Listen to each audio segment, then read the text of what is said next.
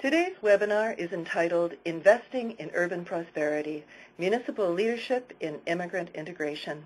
In the next hour, we'll learn how innovative local governments in Munich and Philadelphia are investing in employment and small business incubation strategies to ensure local immigrants' skill, talent, and energies can transform their cities into engines of economic growth and urban prosperity for all.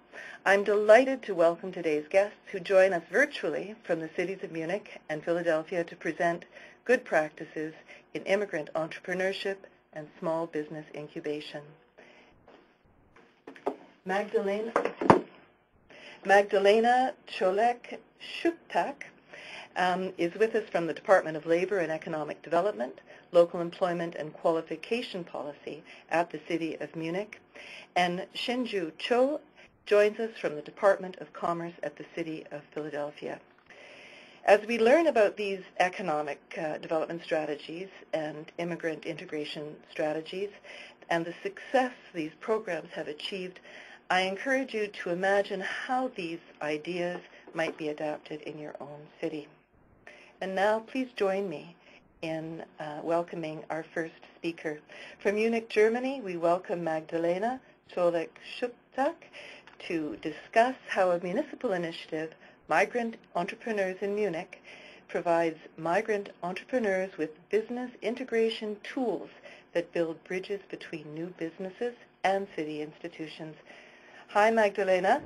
Welcome to the Learning Exchange. Please hello. Tell us all about your good idea. The podium is yours. Thank you very much. First of all, thank you for inviting the Department of Labor and Economic Development, the City of Munich, to your webinar, Learning Exchange. I'm very delighted to share with you and your audience some information about and experience from our project, Migrant Entrepreneurs in Munich. Let me first give you some basic background information about the city. Munich is the third largest city in Germany, having a population of over 1.4 million. At the same time, it is the capital and the largest city of the German state of Bavaria, one of Europe's foremost economic regions, recognized as international hub for industry, business, education, and culture, with a significant interesting mixture of Bavarian tradition and modern international flair. Munich is considered a high-tech center with a very good infrastructure and the lowest unemployment rate of any major German city, 3.9% in June this year, and good geographic location in the middle of Europe, the leading university center here in Germany, and good labor market situation attract actually many newcomers to the city. Residents in Munich come from over 180 countries. Foreigners consist more than 24% of the Munich population, which is 3 times more than the average share in Germany. And over 38% of people in the city have a migration background, which is almost twice as many as the average share in Germany. Munich also, as Germany's leading startup venue, attracts many migrants to set up their own, mostly small businesses. And for example, in 2011, about 24,000 new businesses were registered here, out of them 43% of migrant entrepreneurs. To address the needs of these groups, the City of Munich started to address, to forward and to fund the project Migrant Entrepreneurs in Munich. The main aims of the MEM is to foster the growth of migrant entrepreneurs, to meet their challenges, such as language problems, unknown dual German vocational training system and its opportunities, like information, networking, but also to integrate migrant entrepreneurs with the society. At the same time, MEM is an integral part of the Munich Employment and Qualification Program, MBQ, which is the city's primary tool of labor market policy. Along with long-time unemployed persons, youth, and disadvantaged women, migrant entrepreneurs belong to one of the target groups. MEM consists of 4 main pillars. This is assistance, dialogue with migrants, qualification, and recognition, which build our business integration tool package for migrants. Under the assistance pillar, within the sub-project MOVA, Mobilization of Employers and Employees with a Migration Background, We inform about the aforementioned German vocational training system and encourage, train, and mentor non-German companies to become apprenticeship providers. The new Multilingual Information Center for Immigrants addresses the needs of the newest largest groups of newcomers from Bulgaria and Romania who set up their small one-person companies, quite often lacking German language skills and basic knowledge about legal procedures in Germany. Then under the qualification pillar, we offer a sub-program Competence Offensive for Migrant Businesses, which offers specialized services regarding qualification and further training, such as individual qualification check or individual qualification plan. The third pillar, Business Dialogue Forum with Migrants from Practice for Practice, is a series of seminars on general business-related subjects like marketing strategies, insurance, taxes. All these offer at the same time an exchange platform with experts, cooperation, and networking opportunities. And finally, last but not least, the annual Phoenix Prize, Munich's Business Prize for Migrant Businesses, honors extraordinary achievement in business as well as diversity, social, and community spirit among migrants, and by the same token increase public awareness of their presence. During the annual gala in the City Hall, 3 winners are equally awarded 1,000 euros each, and the class trophies, you can see here in the picture, which present an image of the feathers of the mythical phoenix bird reborn from its own ashes. To us, it's a symbol of new growing migrant economies in the Munich receiving society. Good strategies to reach out to migrants are a fundamental key to running our programs. So far, we've managed to build a good network of migrant organizations, migrant businesses, and individuals who are interested in fostering migrant entrepreneurship in the city. We have also developed certain methods of identifying and addressing migrant entrepreneurs, for example, by monitoring advertisements in local migrant media and newspapers, searching for migrant businesses in trade directories, Munich Yellow Pages, and migrant internet portals. Also, working in the field in the districts with a high percentage of migrant enterprises is also part and parcel of our strategies. The qualified project team members, most of them having their own migration background, also provide individual consultations in our offices, following, as we call them, the so-called open door strategy, which means without any bureaucratic procedure, a migrant entrepreneur can arrange a meeting with our consultant. Finally, running media campaigns and awareness raising about diverse migrant businesses belong to large-scale strategies, and regular information exchange with the main project partners help to disseminate our offers and give us some impulses for our new ideas. As I mentioned before, we see our mission in fostering integration of migrant community in the city. Thanks to the MOVA project and the course Training for Trainers, migrant businesses are provided with required knowledge and relevant skills to become future competent vocational trainers for the youth. Through the project's component, the qualification requirement analysis and individual qualification check, which I mentioned before, the host society, we try to build on potentials of migrants in the city. And the host society is addressed in some different ways. We try to spread knowledge about migrants' contribution through our studies and reports on the current development of migrant enterprises, as well as through media campaigns and events such as the Phoenix Prize. In fact, the awarding ceremony has become an important public event, which started to gather more than 700 participants, including honorable guests. And MEM, we can sum up, has opened the city's gate to many migrant SMEs and future entrepreneurs and built bridges and dialogue platforms between them and some mainstream institutions. Talking about our achievements, we should look back at the history of the MEM program. The program as a single MOVA project started in 1999, focusing mostly on creating apprenticeship positions in migrant companies. Since its beginning, the project expanded and is considered right now today's Munich Information and Counseling Center for Business Development in Migrant Communities. It also serves as a strategic partner to the single point of contact for corporate services and startups in the city, in the business support unit in the Department of Labor and Economic Development, providing migrant entrepreneurs with courses for vocational training instructors, which I mentioned before. The program has succeeded to turn about 200 migrants into vocational trainers.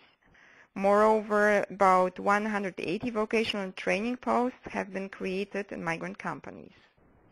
Now MEM is developing an online communication platform for migrant businesses and also serve as Munich's network center with migrant businesses associations. Finally, we are open for cooperation with education providers, research institutions, universities, and students who are interested in the research on migrant entrepreneurship. We have found different venues to share our experience and exchange with others. We reach out to Munich citizens, mostly through the media. Our planned future media campaign, Munich Economy Speaks Many Languages, is on the agenda. We also run consultations and information and with other cities, and thanks to them we raised some interest of the city of Nuremberg to replicate the concept of the Phoenix Prize, for example. In order to communicate with other countries, we take part in international conferences and seminars on migrant entrepreneurship, building international cooperations in this field. And we are also open to individual researchers and policy consultants in Germany and worldwide. Finally, we also pass the way to the youth and students, planning fairs and seminars on vocational training and migrant entrepreneurship, future cooperation with universities and their students. Now the question arises, what makes our idea easy to replicate for you? There are some universal principles to our project. It is first of all open to all migrant groups and all business sectors. It is also an important integration tool in many cities' integration strategies. It is built on existing networks of local authorities and key stakeholders in your labor market policy. And finally, it is based on the principles of, as I call it, globalized local economy, which means international contacts and intercultural openness are key to today's local economic and social policies. How can you make it work in your city? Here we would like to give you some takeaways and tips. Just in a snapshot, we recommend to start small with focus on measurable outcomes. Try to develop networks with migrant institutions and associations. Make migrant part of your project. It's very important to involve them. Then build trust and confidence talking to them. Take your time for counseling. We found out that it's actually the quality of our service, not quantity, that counts. Form a joint information and communication structure with your strategic partners to disseminate your knowledge about the program and also to get some more incentives. Reach out to new migrant communities and disseminate information about your program through the migrants. And finally, very important, do it for them and with them. Let migrant entrepreneurs give you some tips. Let them speak. As we say, they are actually experts in their own fields. And here we would like to share with you right now some learning takeaways from migrant entrepreneurs who we interviewed for our forthcoming report on migrant entrepreneurs in Munich. Here are some quotations, which we really like. Be positive, talk to migrants openly and directly. Give migrants more courage. Use the media to reach migrants and make your program more visible. Get in touch with local companies which cooperate with migrant businesses. Provide multilingual information. Do not direct your offers to only one specific ethnic group. And finally, the more multicultural your target group is, the better it is for the networking. Last but not least, I would like to point out to the person without whom the MEM project would not function the way it does. It is the Lord Mayor of the City of Munich, Christian Ude, the Chief Executive of the Department of Labor and Economic Development of the City of Munich, Dieter Reiter, the Head of the Division of Local Employment and Qualification Policy and the leader of the EME project, Annalisa Durst, and our great project team, Cameron Schwalny, Jenki Sono, and Eva Halser. Thank you very much for your attention. Feel free to get in touch with us whenever you would like to. Now I look forward to our interesting exchange with Philadelphia and the following discussion with your audience. Great. Thank you, Magdalena, for sharing that excellent good idea from Munich and for opening the gates to your city to us too. That was excellent. So from one city to the next, we now shift to Philadelphia. I'm delighted to introduce Shinju Cho, who joins us from the Department of Commerce to share strategies employed by the City of Philadelphia to bridge that divide between immigrant entrepreneurs and mainstream financial institutions. Hi, Shinju. Welcome to the Learning Exchange. Thank you very much for having me. I'd like to start out by thanking the Cities of Migration, and for the listeners, it is wonderful to have a stage for a wonderful sharing place, and I hope to see more webinars and learn from other cities and leaders throughout the world. I'd like to start by giving a little overview of Philadelphia as a city. We have over 1.52 million population, rather similar to Munich's population size. And we have experienced a 0.6% population growth between 2000 and 2010. This is notable as this is the first time that we have reversed population loss in the last 6 decades. And this is largely attributed to immigrants and the families that they have relocated and grown here. The demographic of Philadelphia is as follows: over 44% African American, 39% white, over 12% of Latino, and over 5% Asian, and 8% others. And our immigrants hail from all over the world. And speaking of our immigrants, the small businesses is where the U.S. economy really relies on for growth and stabilization. And as you can see, in the United States, 98% of businesses are small businesses. And in the Philadelphia metro area, which includes 5 surrounding counties, there are 142,000 small businesses. And in Philadelphia City alone, we have over 26,000 small businesses. And here, for your information, the definition of small businesses, we define it as a business with under 100 employees. Now, the immigrant businesses in the U.S. are roughly estimated that 10% of immigrants own a business in this country, and 60.7% of all new business owners are immigrant-owned. And 20% started their business with $50,000 or more in startup capital at the start of their businesses. And it has been found that the immigrants are 30% more likely than native-born Americans to start their own business.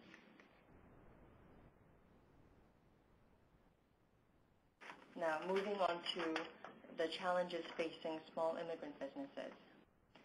There are linguistic, cultural, and systemic barriers, which goes beyond just not speaking English very well. We have a great deal of our immigrants who are proficient in English, but how to do things and understanding the system and interacting with the new government and the society can be quite a challenge. And accessing financial institutions, capital, and understanding the financial system and credit building is also another challenge.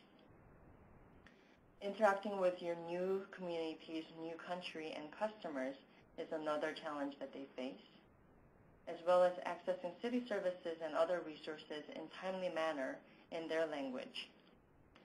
There are many initiatives addressing the above issues that I have mentioned, but today I'd like to talk about how we solved access to capital issue, which many businesses face as they start or continue their business. We have turned to what is called a ROSCA. It's a short for Rotating Savings and Credit Association. This is an informal financing model that exists in many cultures. This is a peer lending group or lending circle so that select family members and friends get together and pull in money on a monthly basis or regular basis so that each member could take away a large sum at the end. For example, there may be 12 members meeting monthly for 1 year, and they would contribute $100 each month. So that'll result in $1,200 each month, one member collecting $1,200 every month. So this raises a lump sum of money without accessing the mainstream financial institutions. And what we decided to do, and what our partners proposed to us, is offering a version of this in an enhanced way. So what they have done is grouping the community members by language or ethnicity, and they act as facilitators to guide the peer lending groups, collect and disperse the funds, and report their lending activity to credit bureaus, which allow them to build credit. And to learn more about our wonderful partners, please feel free to click on the Entrepreneur Works or Finanta website. The ROSCA groups are self-governed, which is very important. They make decisions together, build trust and relationship, and become receptive to input. And next page. At times, if the group members lack the funding to start the peer lending, the facilitators, who are also microloan lenders, may also act as direct lenders for groups lacking funds. The ROSCA program combines financing with education before, during, and after. We believe that it is very important to gain financial literacy and to understand how to operate your businesses better, and to come in compliance with business regulations, and making sustainable investments so that you can elevate and you can graduate to the next level. And the services that are being offered are complementary to the peer lending activities, and they're customized to work with the culture of individual groups. And in addition, using this group as a vehicle, our providers are also providing guidance in navigating city services and other important resources. I wanted to quickly check in with Evelyn and Kim to make sure that I'm loud enough. Am I good? Very good. Sounds great. Okay. Next page.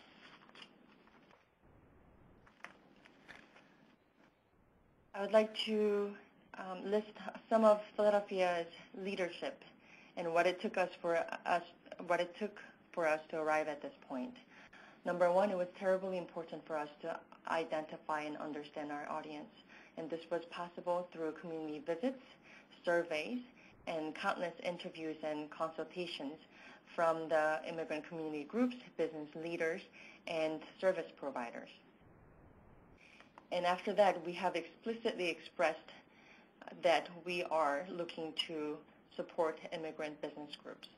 This public acknowledgement and commitment was very important and visible so that we can rally other people around it and to make it very known that our providers and future partners should focus on this population. And by the same token, we shared our vision and the mission with our departments, as well as other departments and agencies. I think it is sometimes easy to forget the people that you work very closely with, but having them on board and making this a shared experience and success turned out to be very important, so that they are going to help us advance beyond the experimental beginning phases. And getting creative with our funding sources turned out to be very helpful. We used a very unorthodox way to spend our current funding streams, And I believe we are the first in the United States to use our current funding, which used to fund other technical assistance providers, by using it to go toward a ROSCA program. So instead of looking or saying no to a program because you don't see the funding coming from places, I think it is very important to examine what you have on your table. And once again, we tailored our programs to work for the target population. Instead of translating or replicating the same program for other small businesses, we have tailored it to suit the culture and the learning pattern and the community building of the targeted populations. And of course, we partner with experienced and capable doers. As a city, we can initiate and request new programs, but it depends on our very able partners to carry this through. So working with organizations that are experienced and have trust built with the target population was terribly important for us. And ongoing, after initial consultation and interviews and help from the community leaders, we continued our communication and consultation with the experts. And that allowed us to account for our success, observe for room for improvement, and continue to engage the community as well as the community leaders.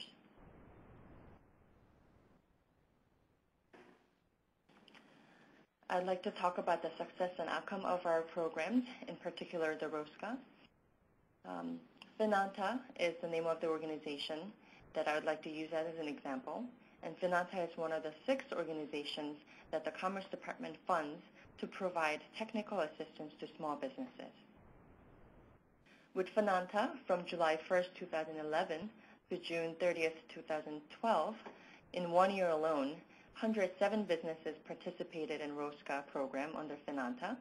113 loans were made in the amount of $858,400, and 128 jobs were retained, and 4 new jobs were created. This is quite an impressive number for a pilot year. And based on the success of the first year, the Commerce Department decided to fund 2 providers, which are Entrepreneur Works and Finanta, which have been mentioned before, to provide ROSCA program in fiscal year 2013 to various groups. Many graduates from the first year have returned to enroll for a second year now, and new additional groups in various language groups are being formed. As I've mentioned, ROSCA is one of the many programs that Commerce Department funds as part of its effort to provide business technical assistance. So the entire business technical assistance program has invested over $104 million from the year 2000 to 2012 to fund technical assistance providers. More than half of the providers right now focus or work with immigrant entrepreneurs.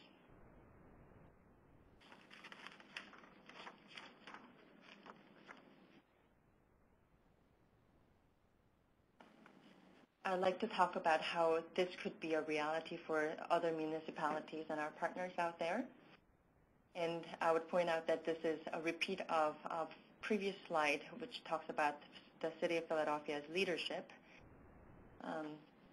Starting with the very first, knowing your audience and meeting the key supporters and involving them is very crucial to your success. And consulting directly with communities and becoming knowledgeable yourself is another important aspect of this.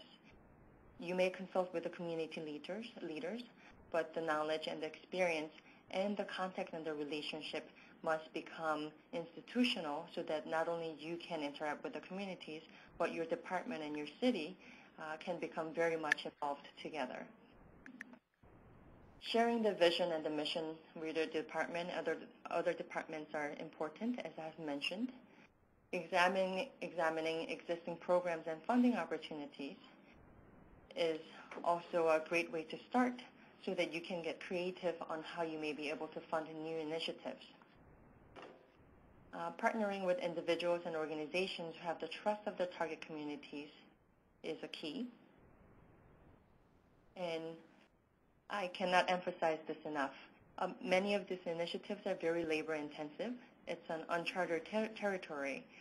So plan for a long-term investment and give yourself and your partners ample amount of time so that the new initiatives could be tested and proven successful, and make sure that the programs are not designed for short-term success.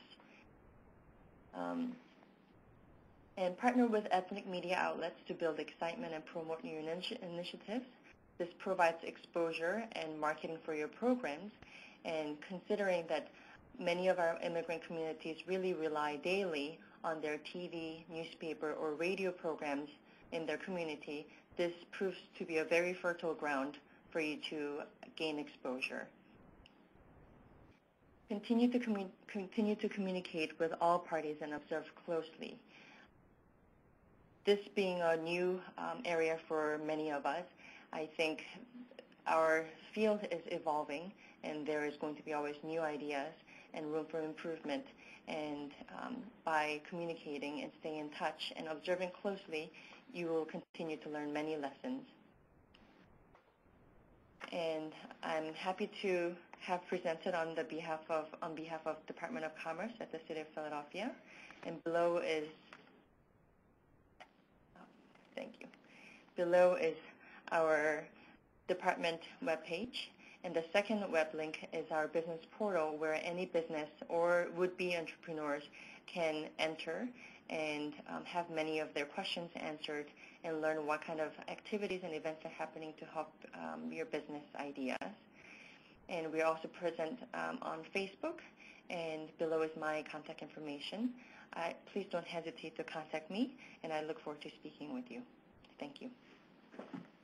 Thank you, Shinju, very much for sharing Philly's highly creative peer lending program with us, and talking to us about not just the training, but the way partnerships, responsive partnerships, are helping make your work with Philadelphia's entrepreneurs and new immigrants work for the city. I hope you've all learned as much as we all have from these innovative and practical ideas. You know what we say, good ideas travel. You'll notice that there's a new poll on the screen, and there's an opportunity for you to adapt. I think we're going to get a poll on the screen that will give you an opportunity to sort of to vote on your responses to these practices, whether you can imagine how these cities might work for you in your own cities. And the poll will be sitting on screen throughout the balance of the session, so you have an opportunity to cast your vote at any time at all. So again, thanks very much to Shinju and Magdalena. We are now concluded the formal presentation part of our webinar. It's time for our question and answer period. I want to encourage everyone in the audience to submit questions into the question and answer box that's on your screen while we move to our first question. So to open the session, I'd like to reflect for a moment that the quality of life enjoyed by all city residents, both newcomers and receiving community, depends a great deal on the quality of city services and the economic health of the city. So in that context, I wonder if you could tell us what motivated your city council to develop this wonderful work around immigrant entrepreneurship. Magdalena, what was the incentive in Munich? Okay, sure. Well, maybe to answer this question, we need to have a little bit of background information on the city's integration policies. In fact, integration work for immigrants in the city has its long tradition, and generally speaking, Munich is considered one of the forerunners of integration policies making across Germany. The city, in fact, was the first German municipality to start analyzing the situation of the increasing number of immigrants in the city. And as you can see in the numbers, along with the growing number of people with a migration background in Munich, the expansion of integration measures is also very impressive. The involvement of the City Council and the management of the city's integration policies is remarkable. The Munich intercultural integration concept was approved by the City Council in 2008. And one of the basic 11 principles is that integration means recognizing the existing potential of the people of Munich. That was exactly a very important point for our department. We took it up very seriously. And we started to move from the rhetoric of deficits and disadvantaged people with migration background towards more looking at opportunities and strengths, which lie actually within the diversity of migrant enterprises. I would say this is actually the most driving force for our organization here, for our program. That's great. How about you, Shinju? What motivated Philadelphia City Council to move forward on its work around immigrant entrepreneurship? I would say that it's many-fold. Philadelphia has experienced population growth, and the immigrants definitely have come in to fill the gap of many neighborhoods and business sectors. So I think there was a realization on all ends that they are now to be seen as contribution, not a drain.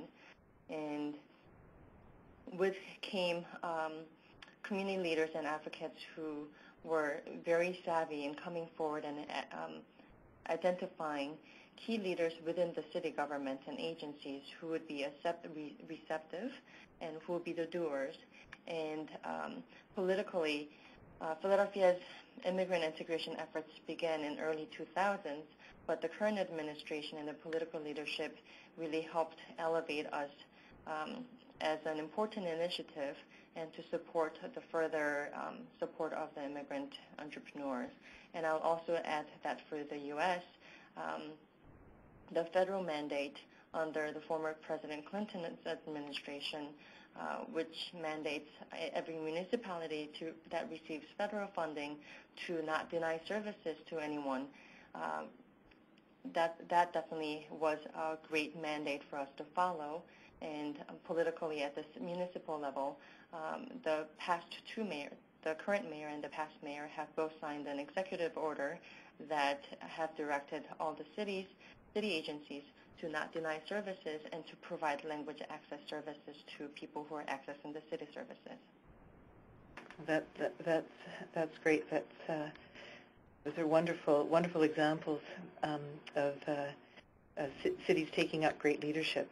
I'm also interested in the impact that immigrant entrepreneurs have had on the revitalization of city neighborhoods, and wonder if you'd like to comment on their impact in neighborhoods in Philadelphia, Shinju. Sure. As I've mentioned, Philadelphia has been experiencing population loss for a long time, and this gap was filled by immigrants and their families who relocated to Philadelphia. The affordability of the city and being a very metropolitan location helped us attract the newcomers to our city. And also it's notable that post 9/11, we were able to also welcome a lot of the people who were moving away from the New York area, and people who were also flocking to Philadelphia because of the affordability and the ease to start new businesses. So in our neighborhoods, it is a very distinct difference that we're seeing. The vacancy has decreased, and some of the businesses are actually living and working in the neighborhoods. And this is turning around the formerly blighted neighborhoods. And we're also seeing very distinctively cultural and ethnic commercial corridors throughout the city. That's great. The last question I have before we open it right up to the group are, what are the differences between your program and the kind of support that your cities provide to mainstream small business operators? I wonder whether your program has been challenged for its emphasis on immigrant entrepreneurs and how you bring these common interests together. And maybe we'll go to Magdalena for that. Thank you for an interesting question. Well, first of all, I think that in comparison to other services which serve actually the whole population, we try to act more proactive. We try to reach out to migrants, and it's not about sitting in the office and waiting for them to come. We really have to invest our time and concepts into conceptualization, actually how to reach them, how to make our programs known, because as we know, for migrants, the new community is not known, and sometimes they are really afraid to approach the city organization. So I would say this is the basic difference. Of course, we serve, as I mentioned, this business tool package as a compact package for migrants, and of course we are aware of the fact that migrant entrepreneurs have different needs that sometimes might not be recognized by the regular services, meaning language problems, all the challenges that I mentioned. What is more, we pay attention to individual consultations. It means the personal contact and the trust you have to build in migrants is very important. So it's a lot of work of intercultural working with migrants in this respect. Thanks, Magdalena. And how about Shinju in Philadelphia? How similar or different are programs for Native and immigrant entrepreneurs in your city, and have there been any particular issues around those two groups?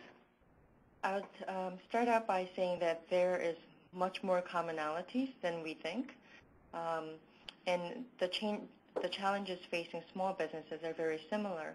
However, as I have mentioned, that many of our immigrant businesses are coming to our country from a very different culture and very different way of doing things, and they have a very different way of they have a very different perception as to how government works or should work. So the difference was small, but it really was about how we deliver the services and how do we communicate the services. So that, I would say, the delivery method is what we customize a great deal. And I would like to say that this is a really important question about, have we been challenged to serve specifically immigrant entrepreneurs, and how do we bring these common interests together? And I would say that this is something that we should all be very strategic about, as these are the questions that we get very often, and especially in a city like Philadelphia, where we have existing dynamic as a very black and white city. So it was really important that we understood why we were doing this, and that supporting immigrant businesses was for the good of everyone. So we have always emphasized on improving the quality of service and the customer service to all entrepreneurs. And our principle was that if we improve our service for everyone so well that the immigrant businesses will have no hard time navigating through the city processes, then we have succeeded in better serving everyone. So we have always emphasized on the inclusive and the holistic approach of serving small businesses. Okay, thank you very much. I have a related question from Don Wallace, who joins us from the UK. I'm going to read the question, and then we can pull a strand out of it. He asks whether you can say something on the challenges or absence of getting MEM local political support for funding.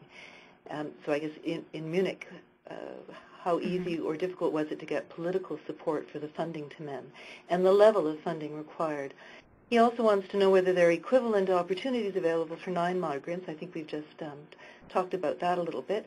And I do think, he adds, some parts of the program could be mainstreamed so that both migrants and non-migrants could access the programs. He asks, as there is a political movement in the UK in the context of the economic downturn towards mainstreaming services and a move away from migrant specialized services and integration programs. Now, this is a very interesting topic as everyone looks at trimming their budgets and how to do more with less. Perhaps you'd just like to comment on the impact of mainstreaming services as Don describes here. Magdalena, would you like to respond to that Thank question? you. Well, there are lots of questions here. I will try to elaborate on each of them a little bit. The challenges of getting MEM local political support for the funding. As you might probably imagine, we are part of the city, and each decision which is taken here has to go to the city council. So our programs have to be improved by the city council, by the political institution. And that's why every 3 years so far, since 2002, we managed to prolong our project. And now the big news is coming for us in October, which means that we will not be project-based anymore, but we will try to be a permanent unit of the development of our department, which of course ease our work and give us more funding opportunities. What is more, the equivalent opportunities are of course available for non-migrants. We have, as I mentioned, some permanent units here. One of them is the contact point for corporate customers. And right now we will start collaborating with this unit, creating also programs for migrants and non-migrants, which means that we do not want to separate all the services. This is, first of all, our approach is first you have to get in touch with the migrant, but also you can mainstream migrants to other consultations, which we actually do. First we talk to migrants, but also we point to other services which are available in the city. Thanks, Magdalena. And in your case, Shinju, what the idea of mainstreaming services, what sort of impact would that have on your city? What sort of responses have you had to ideas like that, to funding cuts? This is an excellent point. As I have mentioned before, we try to make our efforts to be available for all businesses, and that's also partly why my duties and the work of immigrant integration is within the Commerce Department, so that that strategy is within any economic development strategy that we advance. In terms of, to give you an example, the ROSCA, the peer lending program, we are, one of the new groups that we're targeting is actually may not be immigrant groups altogether. It may be just a group of English-speaking small businesses that have found this model to be effective, and now they want to join this program, which was originally conceived for the immigrant groups. Very good. Okay, we're going to move on to a question from Alisa Oblazova, who writes to us from Russia. She thanks you for your brilliant presentations, and she asks specifically what criteria of efficiency were chosen in the development of the program. Have you achieved the expected results?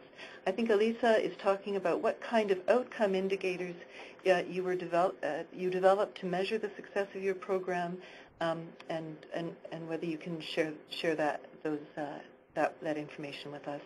So again, let's perhaps start with you, Chinzu. What kind of measurement has been important to the success of your program? Our partners, many of them came to us with the programs that have proven to be successful. So they have done a wonderful job of testing it and using other groups as guinea pigs to make sure that it does work.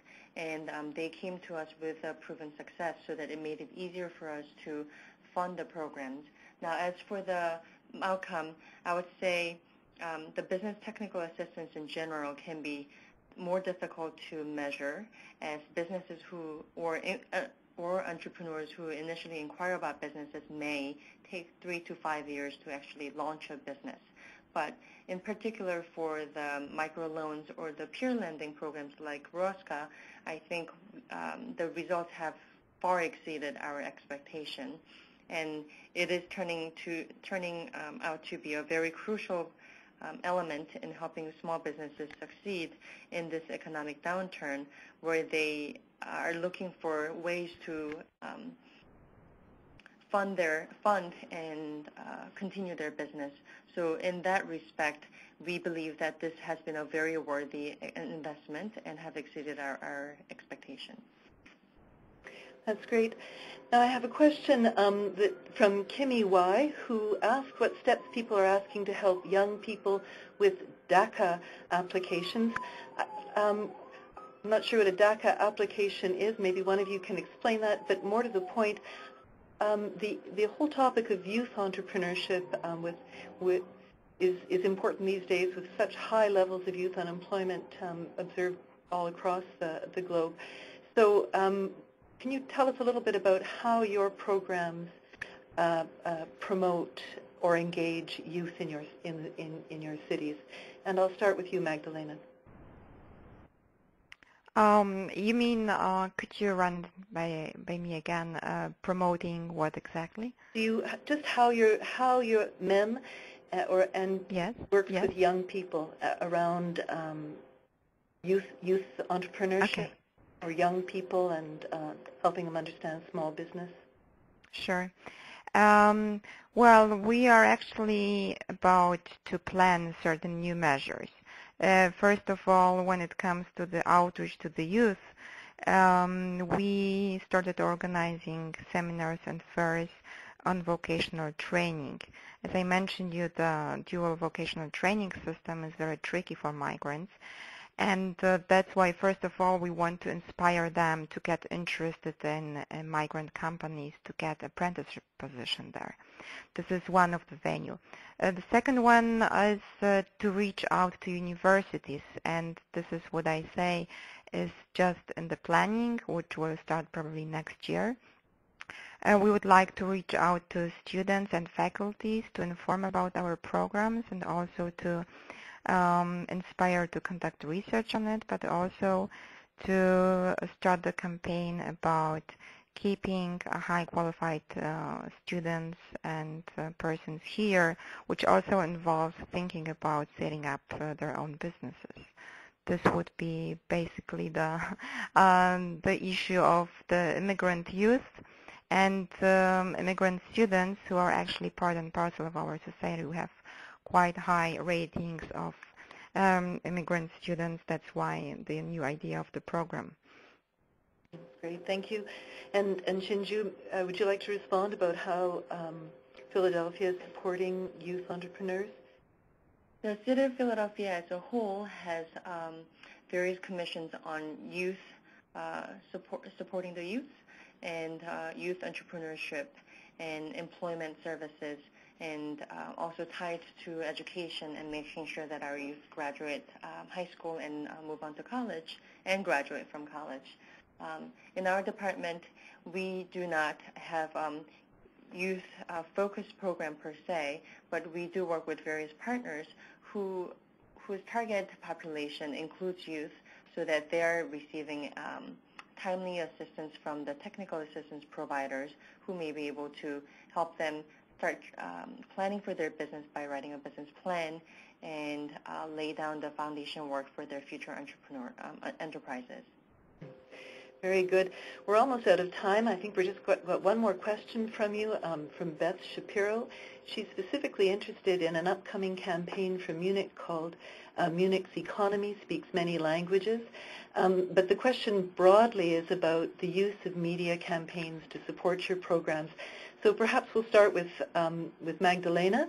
You can answer Beth's question, and then we can quickly ask Philadelphia a little bit more about how they work with media to promote their message. So Magdalena? Sure. Well, we started actually promoting our program in the local ethnic newspapers. We have a good network of local ethnic newspapers here we are in touch with. But basically, talking specifically about Munich's Economy Speaks Many Languages, it is supposed to be the campaign run by through the media, like posters, banners, and public transportation and touristic districts here at Munich, so that everybody can see how diverse we are. It is also about our new website, which we would like to actually refresh a little bit and develop. And first of all, it's about showing that Munich's potential actually lie within migrant entrepreneurs. We're also planning on publication of so-called migrants' portraits, migrant entrepreneurs' portraits, where some migrants will present themselves and their successes in this publication. And of course, through media, ethnic media, meaning newspapers and also websites, you would like to spread the campaign. The time frame, it should be probably started, it will start next year. And depending on the success of the campaign, we'll hopefully continue on a more permanent basis. Right, that's great, good. So how about, and you, Shinzu, about use of media campaigns to promote your work in Philadelphia? When we began actively supporting immigrant integration in early 2000s, we have done a mini media campaign to let the community groups know that we have services now available to those who may not speak English or who may need extra hand-holding. And I do think that that kind of media campaign would benefit from being done frequently and consistently.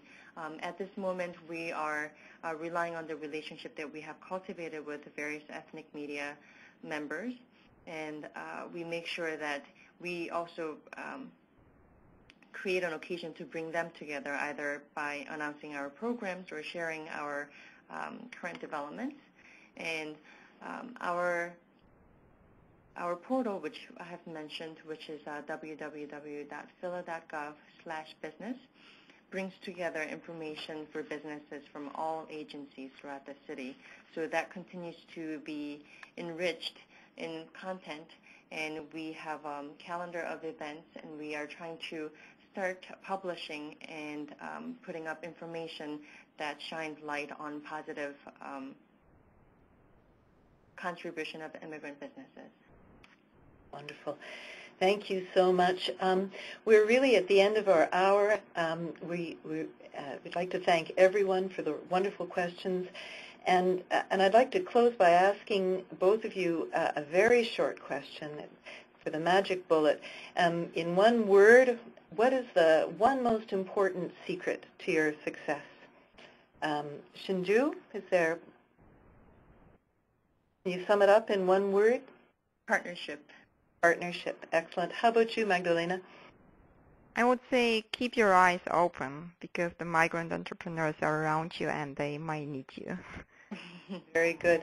Partnership and openness. It sounds like a recipe for a great city. Thank you so much. Our time has run out. We'll send any unanswered questions to our presenters and report back to you. But now, on behalf of all of our participants, I want to thank Magdalena Zolik Schurchak from the City of Munich and Shinju Cho from the City of Philadelphia for great ideas. I'd like you all to imagine this excellent work being interpreted in your city, adapted by your organizations, or changing your neighborhood. I do hope you'll share these good ideas from Munich and Philadelphia. And before you go, please remember to cast your vote on our poll. The question, would you adapt these good ideas in your own city? We'll share that information with you too in an upcoming newsletter. Don't forget to download our newest international publication, Good Ideas from Successful Cities, Municipal Leadership and Immigrant Integration, and the 5 country snapshots that are being published today and in the weeks to come. And you'll find there the good ideas featured in today's webinar. So go shopping. Have a look for some great ideas in our new report, Country Snapshots, and you'll find many more stories about local integration success like these are available online at www.citiesofmigration.ca. In the fall, you'll see an additional policy report called From Practice to Policy, Lessons from Successful Cities, that shares lessons from some of the wonderful work we've seen from cities like Philadelphia and Munich today.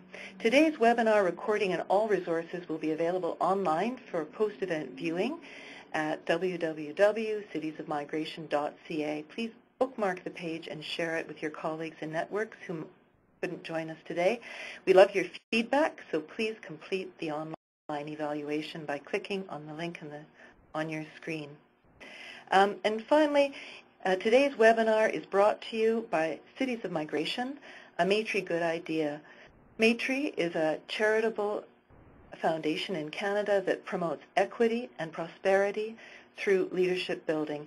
Through Cities of Migration, the Maitree Foundation works internationally with partners and supporters in the United Kingdom, Germany, Spain, New Zealand, and the United States. We are fortunate to be able to bring the insight, experience, and influence of our partners to bear on our work. Our audience, that's you, is truly worldwide. Today we have online registrants from over 25 cities in countries around the world. The website's available in Spanish, German, and French, as well as English, so do share all of that. Thank you. It's time to return to our busy urban lives. Please stay in touch. Like all good ideas, Cities of Migration hopes to stimulate new thinking and engage integration practitioners and urban leadership in a productive dialogue about one of the most important global challenges facing cities today. So until next time, bye-bye, adios, auf Wiedersehen, au revoir, and à bientôt.